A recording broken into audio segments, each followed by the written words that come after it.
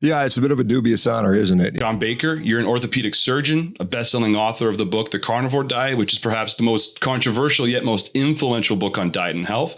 Also in your 50s, you became a multiple indoor rowing world record holder. But perhaps your greatest achievement is being called out by a pro plant-based diet lobby called Changing Markets Foundations.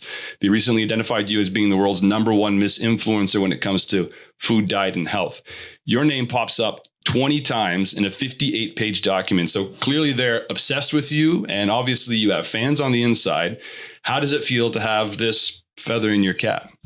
Yeah, it's a bit of a dubious honor, isn't it? Yeah, I think, obviously we live in a time where dissent is sort of maybe not allowed. We went through that several years ago. And I mean, when you look at the diet that they are promoting, it is a diet which, I mean, it seems like it's been written by the processed food companies. I mean, it basically, when you look at the food that they are, sort of allowing you to eat, most of it coming, the significant majority of it coming from grains, plant oils, and sugar. I mean, that's just an ultra processed diets for the most part.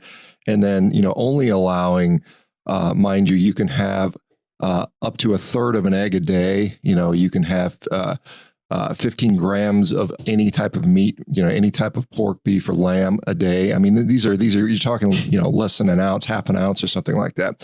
So, I mean, it's obviously not a recipe for human thriving, and it's maybe, and it's not too dissimilar to where we're already at, except a little bit more magnified. And so, if you look at the problems we have with society, with population health, with chronic disease, this, in my view, will only exacerbate that and speed that up.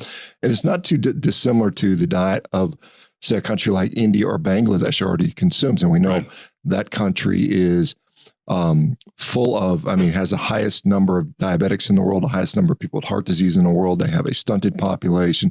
And a lot of people say, well, some of that has to do with poverty, but that's exactly the point. This is a diet of poverty. Mm-hmm. This is a peasant diet that they want to feed you. All these companies that basically view us as cattle are saying, well, this is your cattle food, eat up and enjoy, while we reap profits and continue to eat as we wish to.